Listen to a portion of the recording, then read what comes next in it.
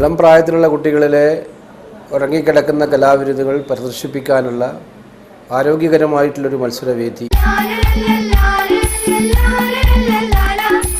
വലിയ കലോത്സവങ്ങളിലും തികച്ചും വ്യത്യാസപ്പെട്ട ഒരു കാഴ്ചപ്പാടാണ്. ഇതാണ് ശരിയായ കാഴ്ചപ്പാട്.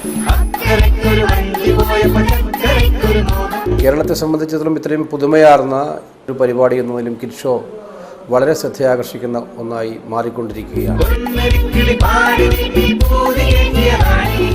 പരിപാടിക്ക് എല്ലാവിധ ആശംസകളും നേർന്നുള്ളൂ.